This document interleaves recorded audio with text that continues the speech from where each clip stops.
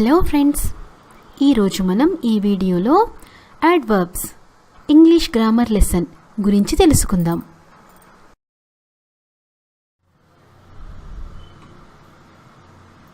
క్రియా విశేషణాన్ని ఇంగ్లీష్లో అడ్వర్బ్ అంటారు. ఇది క్రియ యొక్క లక్షణాన్ని తెలియజేస్తుంది లేదా దాని గురించి వివరిస్తుంది. అంటే పని లేదా చర్య యొక్క ప్రభావాన్ని తెలియజేస్తుంది. అంటే క్రియ ఎప్పుడు జరిగింది, ఎక్కడ జరిగింది, ఎలా జరిగింది, ఎంత తరచుగా జరిగింది అనే విషయాలను అడ్వర్బ్ తెలియజేస్తుంది. ఇంకో రకంగా చెప్పాలంటే అడ్వర్బ్ క్రియను మోడిఫై చేస్తుంది. అడ్వర్బ్లో ముఖ్యంగా 5 రకాలు ఉన్నాయి. అవి adverb of time, adverb of place, adverb of manner, adverb of degree and adverb of frequency.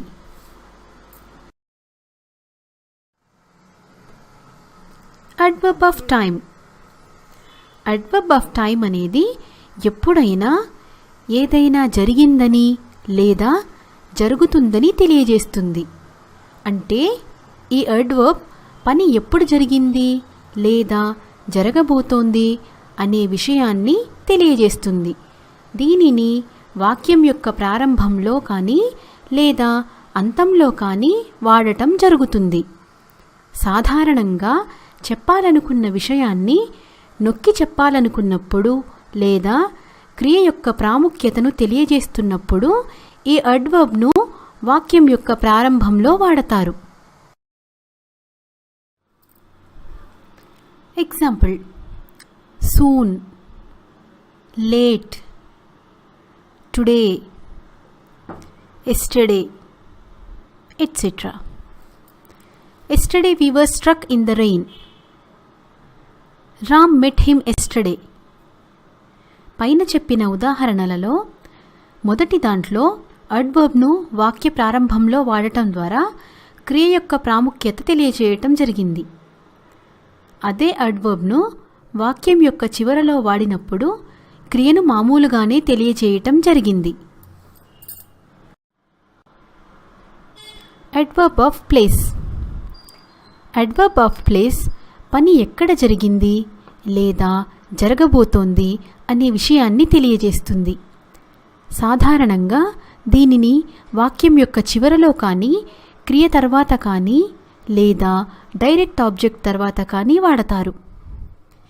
Example: here, there, below, outside, etc. They will come here. She is talking outside. పైన చెప్పిన ఉదాహరణలలో adverb అనేది verb తర్వాత రావటం గమనించవచ్చు.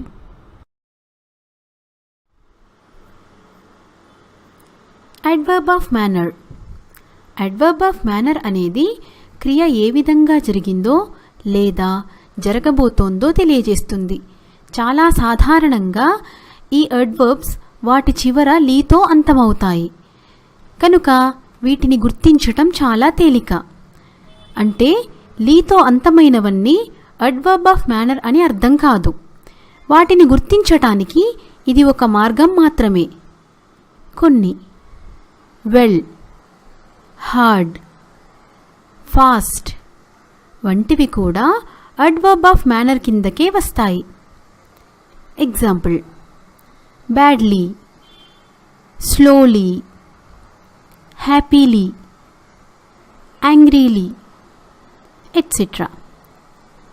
They are living happily. She is driving slowly. పైన ఇచ్చిన ఉదాహరణలలో రెండూ కూడా లీతో అంతమవటం గమనించవచ్చు.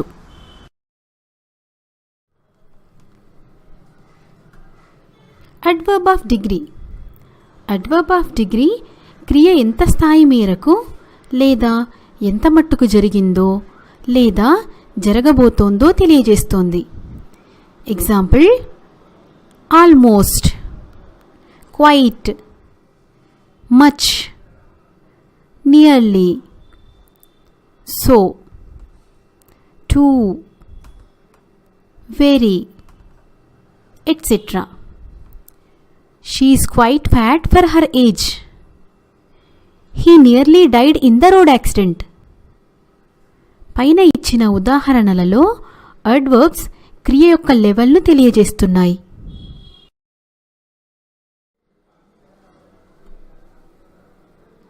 Adverb off frequency.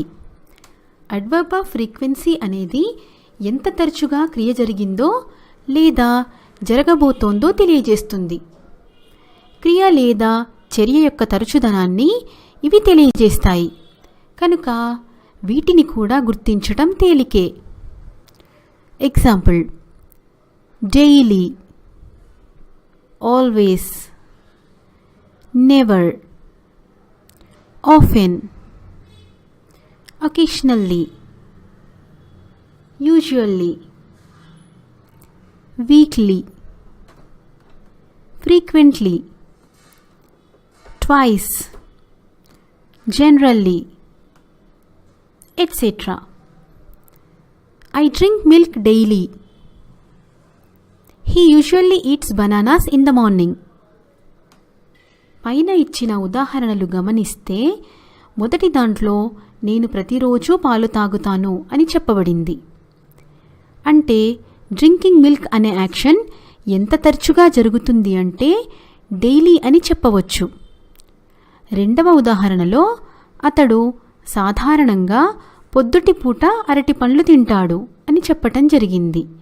అంటే ఈటింగ్ బనానాస్ అనే యాక్షన్ ఎంత తరచుగా జరుగుతుంది అంటే యూజువల్గా అని చెప్పటం జరిగింది. ఇలాంటి వాటిని అడ్వర్బ్స్ ఆఫ్ ఫ్రీక్వెన్సీ అని అంటారు.